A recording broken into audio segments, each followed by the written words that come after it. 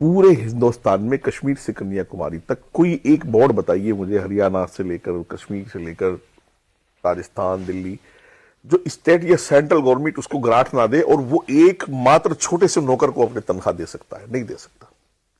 तो क्यों नहीं सारी संपत्ति को तुम देश की संपत्ति घोषित कर देते?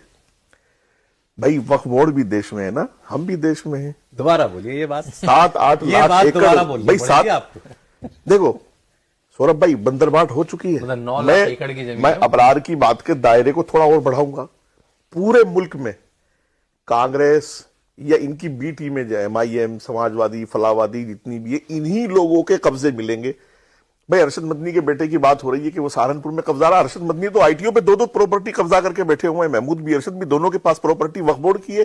भाई तुम्हारी 100 साला तंजीम का दफ्तर वक्फ बोर्ड के ऑफिस में चल रहा है, वक्फ बोर्ड की जमीन में चल रहा है। आप कह रहे हैं वक्फ की सारी प्रॉपर्टी नेशनलाइज कर दें? हाँ बिल्कुल, 7-8 लाख एकड़ जो भी है वो सारी संपत्ति देश के नाम की जाए।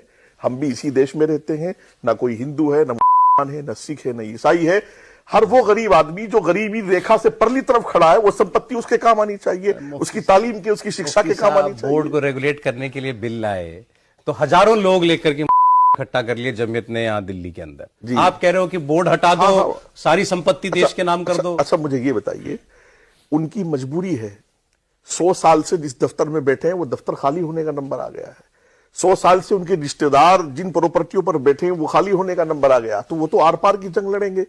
आम का मैं कहता हूं शादी तो हमारा हक है, चलिए हम बच्चों की शादी कर लेंगे, लेकिन शिक्षा जिसके लिए बोर्ड, बिल्कुल ये समझ लीजिए कि बोर्ड का मात्र एक सूत्रीय कार्यक्रम होना चाहिए था विधवाओं के लिए और शिक्षा के लिए काम करने का, मेडिकल के लिए। पूरे मुल्क में कोई एक मिसाल मुझे उठा करके लाके बताइए कि वक्फ बोर्ड ने ये 5 बच्चे पढ़ा करके डॉक्टर, इंजीनियर, मास्टर बना दिए और जो देश के काम आ रहे हैं। एक देश को नुकसान पहुंचाने के वक्फ बोर्ड ने और कुछ नहीं किया।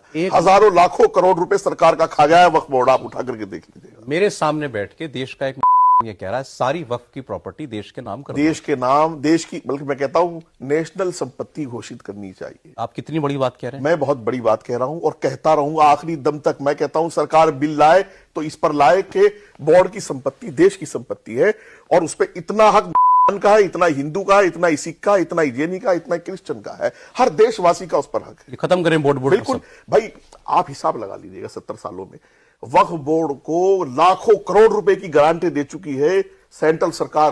तो अब क्या है, वक्फ बोर्ड तो कहीं गया नहीं, वो तो वहीं खड़ा झुका, तो वो तो खा गए लोग। तो उस लाखों करोड़ की रिकवरी इसी तरह हो सकती है कि उसको नेशनल संपत्ति घोषित किया।